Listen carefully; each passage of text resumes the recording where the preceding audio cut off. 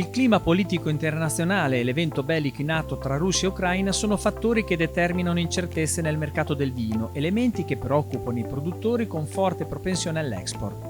In questo contesto si è svolta l'Assemblea Generale di Cantine Riunite CIV, che ha approvato il bilancio di esercizio chiuso il 31 luglio 2022. Nella vendemmia 2021 i 1500 soci della cooperativa hanno conferito quasi 800.000 quintali di uve provenienti da diverse cantine associate in Emilia-Romagna e Veneto.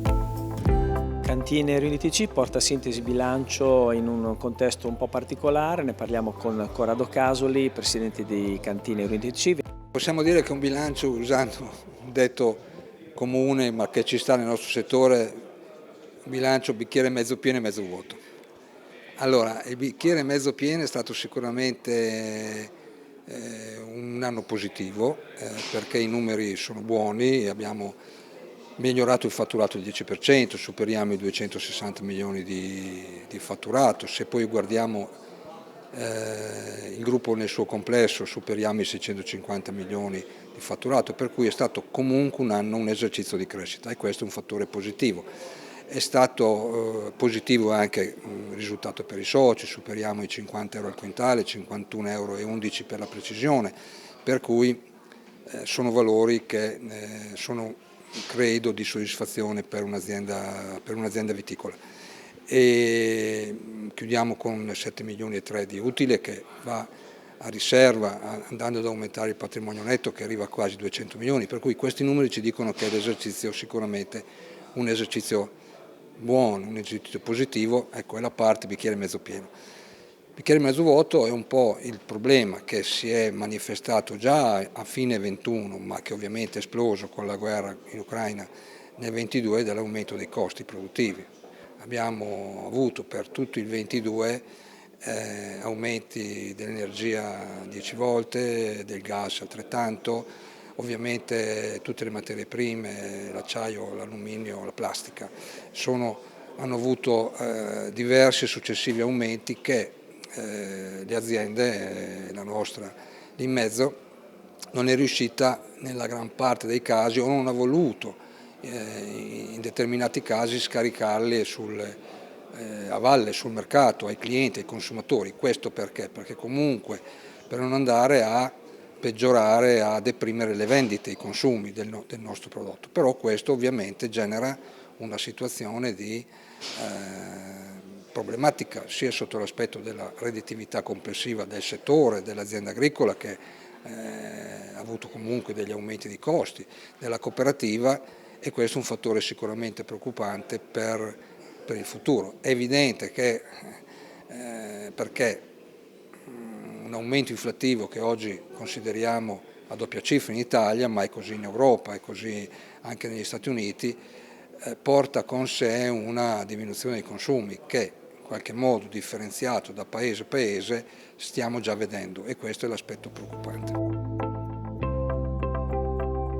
Il mercato internazionale sempre ha un elemento, insomma, che porta a pensare quello che sta succedendo un po' nel mondo, quindi i conflitti in Ucraina, quindi con situazioni che destabilizzano un po' i mercati, non solo nel vino. Francesca Benini, direttore marche e responsabile del marketing, Cantine Riunite CIV. Allora, innanzitutto un quadro generale di quello che sta avvenendo nel mondo in questo mercato, insomma, dove c'è anche una forte competizione dei vini.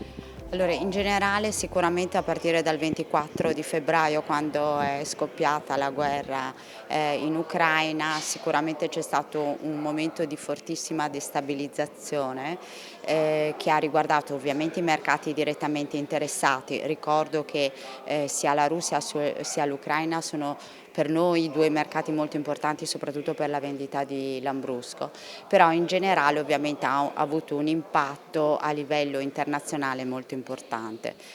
Come sappiamo la spinta inflattiva è quella che ha interessato un po' tutti i settori merceologici, ovviamente anche il vino. Noi per quanto riguarda i materiali di confezionamento siamo stati penalizzati soprattutto per i vetri, anche perché in Ucraina erano presenti due vetrerie che erano le più grandi produttrici di vetro per la birra. Sono state distrutte durante appunto la guerra nei primi giorni di marzo, e quindi ovviamente quelle produzioni produzioni sono state dirottate su altri stabilimenti. Questo ha fatto sì che ci fosse una carenza ovviamente di materiali di confezionamento e questo ha portato poi automaticamente anche all'aumento dei costi, ulteriormente rafforzato dal fenomeno inflattivo, dall'aumento dei costi energetici. Quindi questa situazione in generale ha penalizzato un po' tutto il settore del vino, poi ovviamente in termini di consumi dipende da mercato a mercato. Diciamo che soprattutto l'Italia ha tenuto un po' botta fino all'inizio dell'estate, poi l'estate sicuramente è stato un periodo felice in particolare per i consumi fuori casa, da dopo l'estate abbiamo cominciato a registrare dei segnali di rallentamento nelle categorie che noi presidiamo, ma in generale un po' in tutte le categorie del vino, sia in Italia sia sui mercati internazionali. Il consumatore è attento anche alla sostenibilità di ciò che poi consuma. In termini appunto di sostenibilità vedo che l'azienda quest'anno ha ridotto l'impronta del carbonio di una percentuale importante e questo insomma è tra le vostre missioni anche aziendali?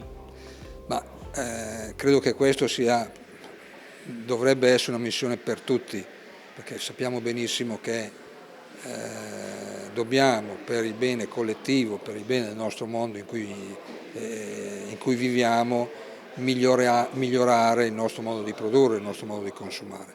Per cui una parte significativa dei 14 milioni di investimento che in questo esercizio sono stati effettuati, un numero importante, va proprio negli investimenti per ridurre i consumi idrici, essere più autonomi sotto l'aspetto dell'energia elettrica e andare su tutte quelle attività lavorative e industriali che ci consentono un risparmio energetico e anche una maggiore sostenibilità. Parliamo del mercato nazionale. Qual è l'approccio del consumatore anche alla luce insomma, dei costi che hanno penalizzato le famiglie? Il vino, si consuma più vino, se ne consuma meno e quando si consuma qual è la fascia di prezzo a cui si rivolge il consumatore medio? Allora, partendo dagli ultimi dati disponibili che sono di Nielsen e di AirAi, che denunciano sul canale moderno a fine ottobre un'inflazione del 13,7%, che è stata sicuramente il punto massimo raggiunto in questi ultimi mesi, è chiaro che ovviamente lo scontrino medio ne risente in modo importante. Quindi si vede da una parte il consumatore che è penalizzato dall'aumento dell'inflazione dei prezzi dei medesimi prodotti a scaffale e nello stesso tempo adotta la strategia del cosiddetto trading down, quindi cerca di sostituire i prodotti nel carrello con prodotti molto più economici rispetto a quello che succedeva in passato. Questo in generale per tutte le categorie del largo consumo. Nel vino che cosa succede? Nel vino c'è una nicchia di mercato, è ancora una nicchia rappresentata peraltro anche dalle generazioni giovani, quindi dai millennials piuttosto che dalla generazione Z, lo si vede molto in alcuni mercati internazionali, che vuole bere meno ma meglio, il che significa che c'è un processo di premiumization del vino, soprattutto nella fascia medio-alta, però rappresenta una nicchia. Dall'altra parte c'è sempre comunque questa tendenza alla ricerca del prodotto in volantino, alla ricerca del prodotto in promozione, diciamo in generale del prodotto nella fascia convenienza. Un altro elemento che è molto importante, forse interessa di più i mercati internazionali, soprattutto gli Stati Uniti, ma sta prendendo piede anche da noi, è quella categoria che Nielsen ha categorizzato in better for you. Cioè sostanzialmente tutti i prodotti, parliamo del mondo del vino, che hanno un connotato di salutistico, quindi che hanno un basso contenuto calorico, un basso contenuto di zucchero, che sono vegan free, che sono vegan friendly o che sono organici, quindi biologici, quindi che hanno un connotato che riporta sicuramente al tema del salutistico. Questo perché? Perché la crisi del Covid, quindi la crisi sanitaria, ha volendo anche la crisi geopolitica attualmente in atto, ha sicuramente portato nel comportamento di acquisto del consumatore una valutazione non più a medio-lungo termine, bensì a breve termine, e nel breve termine diventa essenziale l'essere, l'individuo, quindi l'individuo nel stare bene, nel divertimento, nell'essere un po' al centro, diciamo, del proprio mondo. Quindi in questa sorta di individualismo lo stare bene diventa un driver fondamentale. Quindi anche nel vino, lo si vede, ripeto, soprattutto in alcuni mercati internazionali, si ricerca un prodotto che ha sicuramente i connotati di convivialità, ma che in qualche modo è legato anche allo stare bene in senso ampio.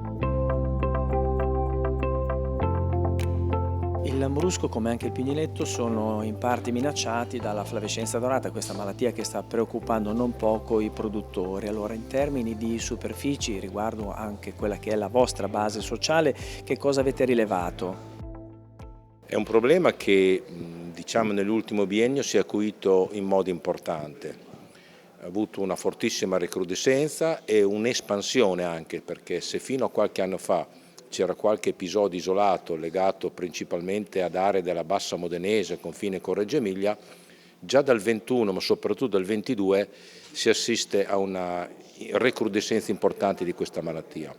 Cito un dato che è quello riferito alle ultime due vendemmie 2022 e 2021 del comprensorio del Lambrusco, Modena e Reggio. Complessivamente queste due province, che rappresentano oltre il 95% della produzione nazionale di Lambrusco, hanno perso in 2 anni 240.000 quintali di uva Lambrusco.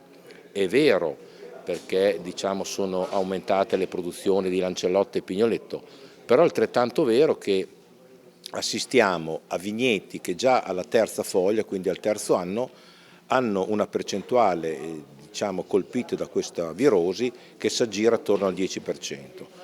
Non solo, si assiste a un altro fenomeno preoccupante che provo a riassumere. Abbiamo delle aziende diciamo, da conduttori non giovanissimi che però avrebbero ancora l'opportunità e la forza fisica per poter continuare a conferirci le uve, che appunto sono afflitti da questa malattia, quindi subentra un meccanismo di sconforto, subentra un meccanismo di estirpo anticipato, con la conseguente perdita che si potrebbe rivelare del patrimonio viticolo dei nostri soci, ma non solo dei nostri soci. Ecco, a proposito di vite insomma, e problematiche, c'è un consorzio che è stato costituito da poco che vuole mettere in campo insomma, tutta la conoscenza dal punto di vista genetico anche per cercare di trovare varietà resistenti, i cosiddetti vitigni pigui. Questo consorzio si è appena costituito e voi fate parte appunto di questa compagine. Sì, è un consorzio che è denominato come acronimo VITERES, Legacy Vitigni Resistenti, è stato costituito agli inizi di dicembre. Noi ne facciamo parte assieme a un'altra realtà del territorio che è la cantina sociale di San Martino in Rio e altre due realtà romagnole che sono Caviro e Terrecevico. Diciamo che da marzo del 2021 voi sapete che la regione Emilia-Romagna ha messo nelle varietà autorizzate dei vitigni resistenti o meglio tolleranti. Si tratta però di vitigni che non sono autoctoni, sono in genere diciamo varietà internazionali. Da qui ci ha dato slancio per capire queste 4 aziende per attivare un progetto tramite CRPV, che adesso ha assunto la denominazione Rinnova, per arrivare a mettere a dimora, quindi un discorso molto complesso e lungo, delle varietà di barbatelle che dovranno essere Lambrusco, dovranno essere Ancellotta, Trebbiano piuttosto che Pignoletto, cosiddette resistenti o meglio tolleranti in questo caso a 2 malattie fungine che sono la peronospora e l'oidio. È chiaro che ci sarebbe un percorso molto più rapido che quello che è previsto dalle tecniche attuali che sono la cisgenesi e la mutagenesi, che però nello Stato membro e in generale nell'Unione Europea sono considerate diciamo, operazioni OGM, quindi come tali non ammesse.